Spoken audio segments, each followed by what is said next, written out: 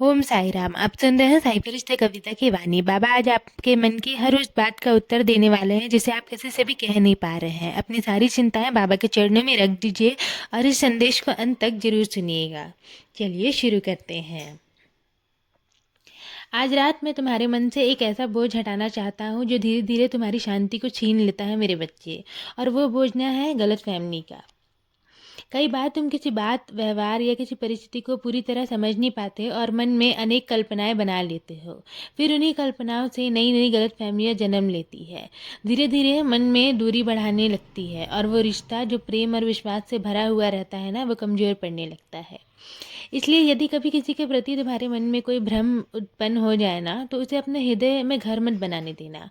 प्रेम से बात करो, सत्य को जानने का प्रयास करो, क्योंकि कई बार जो दिखाई देता है वास्तविकता में उससे बिल्कुल अलग होती है।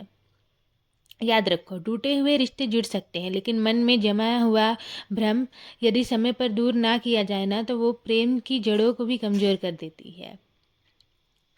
मेरे बच्चे, जीवन में हर व्यक्ति अपनी अपनी परिस्थितियों से संघर्ष कर रहा है, इसलिए किसी को भी तुरंत गलत मत समझो। हो सकता है कि सामने वाला भी किसी ऐसी पीड़ा से गुजर रहा हो जिसे तुम देख नहीं पा रहे हो। जो व्यक्ति दूसरों को समझने का प्रयास करता है ना, वही सच्चे अर्थों में मेरे मार्ग पर चल रहा होता है। और ये बात सदैव याद रखना कि इस संसार का वास्तविक कर्ता मैं ही हूँ। तुम केवल कर्म करने वाले हो, परिणाम देने वाला मैं हूँ। मेरी इच्छा के बिना ना एक पत्ता भी अपनी जगह से नहीं हिल सकता। इसलिए जब भी कोई परिस्थिति तुम्हारे सामने आए या जो वो तुम्हारे समझ से बाहर हो, तो घबराना मत। ये सोचकर स्वयं को शांत कर देना कि जो भी हो रहा है उसके पीछे कोई ना कोई दिव्य कारण होगा, जिसे समय आने पर तुम सब कुछ समझ जाओगे। तुम ना तब अच्छे कहलाते हो जब परिस्थितियाँ तुम्हारे अनुकूल होती है, लेकिन जब परिस्थितियाँ कठिन हो जाए और लोग तुम्हें समझ ना पाए, रास्ते बंद दिखाई दे, या फिर तुम्हें अपने स्वभाव को शांत, विनम्र और मधुर बनाए रखना पड़े, तब तुम वास्तविक में उष्ट्रुड बन जाते हो मेरे बच्चे। हर परिस्थिति को बदलना तुम्हारे हाथ में नहीं है, लेकिन हर परिस्थिति में स्वयं को संभाल कर रखना ये तुम्हारे हाथ में है।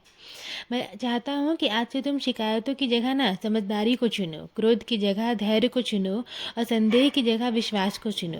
क्योंकि जहाँ विश्वास होता है ना, वहाँ मेरा वास होता है, और जहाँ मेरा वास होता है वहाँ सब कुछ अच्छा ही होता है। तुम्हें बस श्रद्धा सबूरी बना कर रखनी है।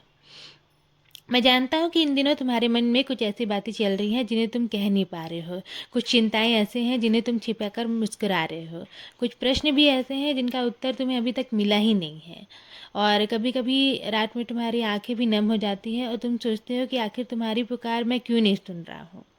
लेकिन मैं तुम्हें विश्वास दिलाता हूँ कि जब तुम कुछ नहीं कह पाते ना, तब भी मैं सब सुन लेता हूँ। तुम्हारी हर प्रार्थना, हर आंसू, हर उम्मीद मुझ तक पहुंचती है। तुम्हें बार बार अपनी परेशानी बताने की ज़रूरत नहीं है, क्योंकि मैं तुम्हारे मन की हर बात जानता हूँ मेरे बच्चे। मुझसे कुछ भी छिपा नहीं है। और मैं चाहता हूँ कि आज की रात तुम अपने मन का सारा बोझ मेरे चरणों में रख दो।